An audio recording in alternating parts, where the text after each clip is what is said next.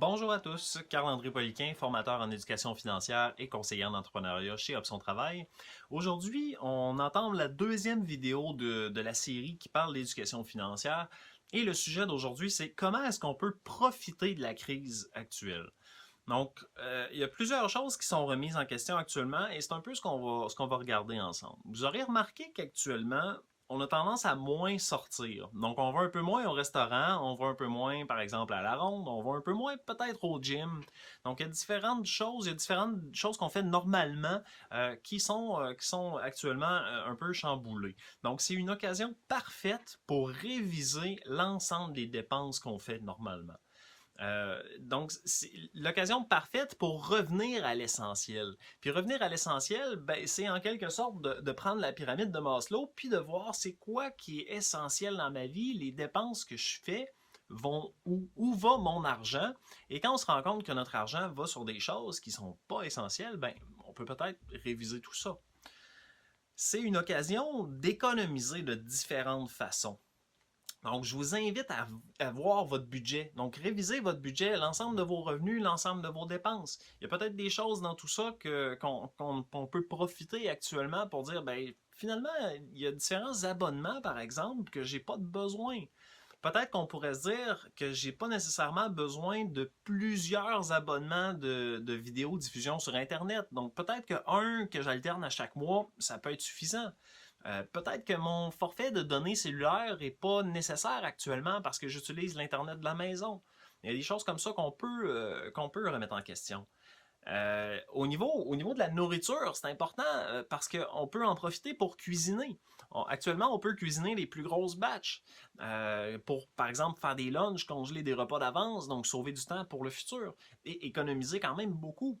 D'ailleurs, ça m'amène au point qu'aller faire l'épicerie, il y a quelques semaines, c'était encore d'une banalité ahurissante. Alors qu'aujourd'hui, aller faire l'épicerie, c'est rendu un événement.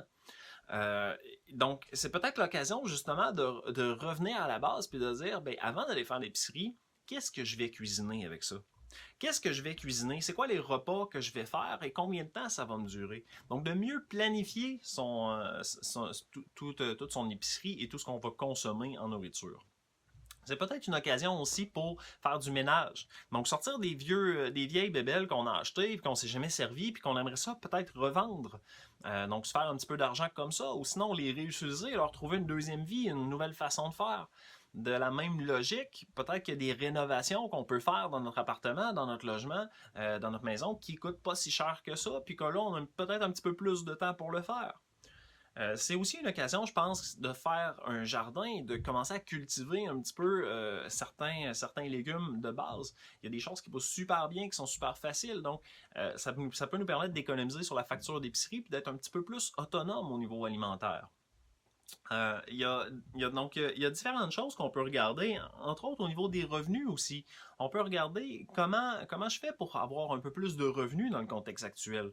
Donc, il y a plusieurs personnes pour lesquelles le revenu est chambranlant un peu actuellement, mais c'est justement l'occasion de se poser la question, qu'est-ce que j'ai toujours voulu faire comme projet, puis que dans le rythme de vie normal, ben, c'est difficile pour moi de le faire, mais là, j'ai un petit peu plus de temps, donc ce serait peut-être l'opportunité de développer ça.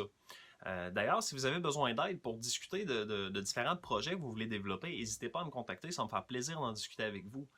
Mais je pense que l'occasion est parfaite pour commencer à se poser ces questions-là, puis à voir est-ce que je pourrais me créer mon petit sideline à travers ça. Ou peut-être que je pourrais changer de domaine complètement parce que il y a beaucoup d'emplois qui sont amenés à être transformés dans les prochaines années. Il y a possibilité peut-être de regarder au niveau des reports de paiement pour les différents prêts qu'on a pris avec les institutions financières, peut-être avec avec vos propriétaires de logement aussi, c'est important d'en discuter. Les propriétaires de logement ne veulent pas que vous ne payiez pas le loyer, donc ça serait une catastrophe pour tout le monde. Donc avant de prendre cette décision-là, parlez-en avec votre propriétaire. Et les propriétaires aussi, parlez-en avec vos locataires. Si vous avez des difficultés financières, il faut être transparent puis se parler. Donc il faut que les deux côtés communiquent ensemble de façon honnête et transparente. Ça, c'est des choses qui sont assez importantes et je pense que l'occasion actuellement, c'est justement une occasion rêvée pour réviser l'ensemble de toutes ces choses-là. Donc, je vous souhaite une bonne réflexion à travers tout ça et parlez-en ouvertement, s'il vous plaît, et donner des trucs aux autres, ramasser les trucs des autres, puis échanger à travers tout ça, mais il faut en parler. Sur ce, je vous souhaite une très bonne fin de journée, puis au plaisir!